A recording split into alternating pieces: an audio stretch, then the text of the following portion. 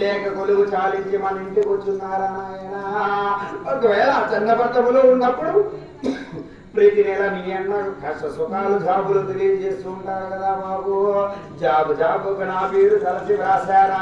మీ అన్న సంగతులు చెప్పినా నా మనసు కాస్త నెమ్మదవుతుందా అని మన వదిన విచారించగా రాదగినటువంటి తన మరదిరెడ్డయ్య చూచి శిరసు కలగలా కన్నీరు వదిలి అమ్మ వదినమ్మా, మా అన్నగారి గురించి నీవు విచారిస్తున్నావే, మా అన్నగారి సంగతులు నీకేమి చెప్పగలనమ్మా? నీవు ఏమి మీరినటువంటి విషయము జాబులో చదువుకుని నీ మీద ఆశతో మాయన్న నీ మీద ఎంతో ప్రేమతో వస్తూ ఉండగా సముద్రాన విషయాలు తలకెక్కి బ్రతుకుల్లో వచ్చి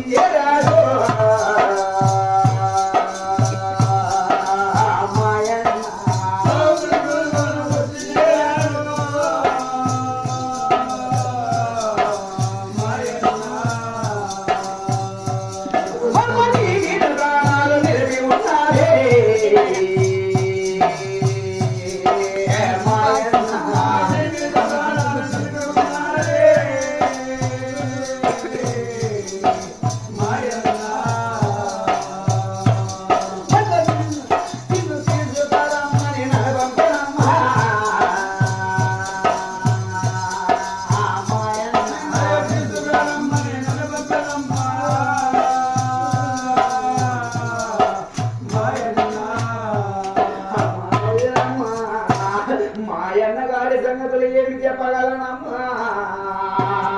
నీ మీద ఆశతో వస్తూ ఉన్నటువంటి సమయమున సముద్రాన విషకాలు తలకెక్కి చావు బ్రతుకుల్లో ఇల్లు తీరాడమ్మా.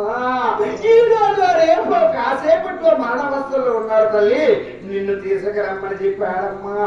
నీ మీద ప్రాణాలు నిలిపి ఉన్నాడు తల్లి, ఒక్కసారైనా నిన్ను కనలారా చూసి తన జీవుడు వదలాలని కోరికతో ఉన్నాడు తల్లి, తొందరగా లే అమ్మ అన్నాడు.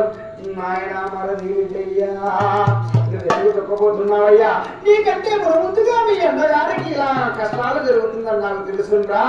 హరినారాయణుడు నాకు త్రిమూర్తులు బ్రహ్మ విష్ణు మహేశ్వరుల కళ చెప్పన్నారు నాయన. నా కళ ఎన్నటికీ తప్పబోదు తండ్రి. అయినా నన్ను చిన్నతనములో నుంచి చాకి పెంచి ప్రవర్ధమానము చేసిన నా పెద్ద తండ్రితో ఒక మాట చెప్పొస్తాను నాయన అని తన మరది రెడ్డి ఊపికి చెప్పి మరుగు మాటన బయలుదేరి కావమ్మ దేవత బాబు రామయ్య వద్ద చేరిందా.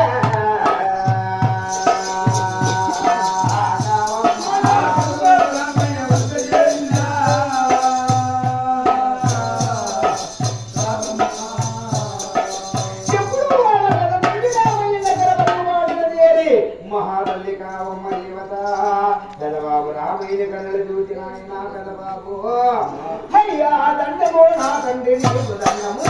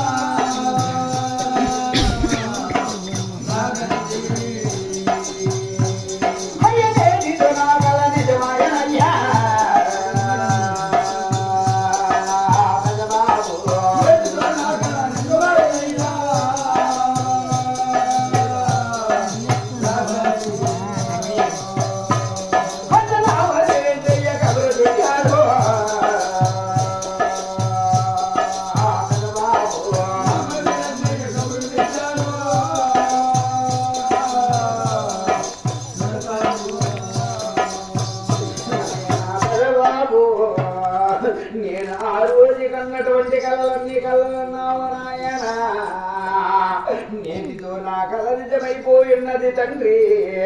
ఈ రోజు నా మనది దయ్య కబురు తెచ్చున్నాడు నాయన. నా భర్త చావు బ్రతుకుల్లో ఎగుడున్నాడు అనేటువంటి కబురు తెచ్చున్నాడు నాయన. కావున నా భర్త గారు గతించక మునుపు నాకు చిన్నతనం 5 ఏళ్ల వయసులో పెళ్లి చేశావు తండ్రి. నేను ఇది వరకు ఎన్నడూ అత్తవారింటికి పోలేదు నాయన. నేను మొట్టమొదట అత్తవారింటికి పోతున్నాను. కావున అయ్య చాలా మేరలిచ్చి నన్ను పంపవయ్యా.